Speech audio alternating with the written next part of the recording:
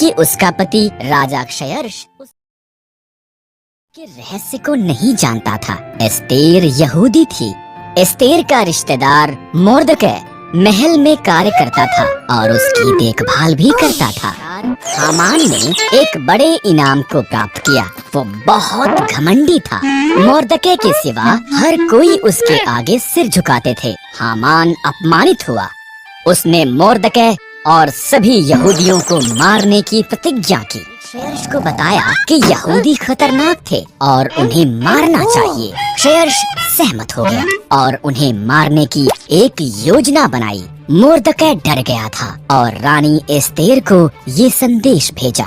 बदल। मोर्दकै ने कहा, अगर मैं उसके निमंत्रण के बिना जाऊं तो वो मुझे भी मार देगा। एस्तेर ने जवाब दिया, शायद तो इसी पल के लिए रानी बनाई गई थी। मोर्दकै ने कहा। ये प्रयास करने के लिए सहमत हुई। वो सिंहासन के कमरे में गई। राजा क्षयर्ष उसकी सुंदरता से चकित हुआ और उसे अंदर निमंत्रण दिया। क्या हम हामान के साथ रात का खाना खा सकते हैं? उसने पूछा। आंगन में एक बड़े खम्भे का निर्माण कर रहा था। उसने इस पर मोर्दकै को मारने की योजना बनाई थी। तब राजा का निमंत्रण आया, इसलिए हामान रात के खाने के लिए महल में गया। मुझे और मेरे लोगों यहूदियों को मारना चाहता है, एस्तेर ने राजा क्षयर्ष को बताया। कौन ऐसी बात करेगा? उसने पूछा। दुष्ट हामान। एस्तेर रोई। हामान, सिपाहियों, उसे मार दो।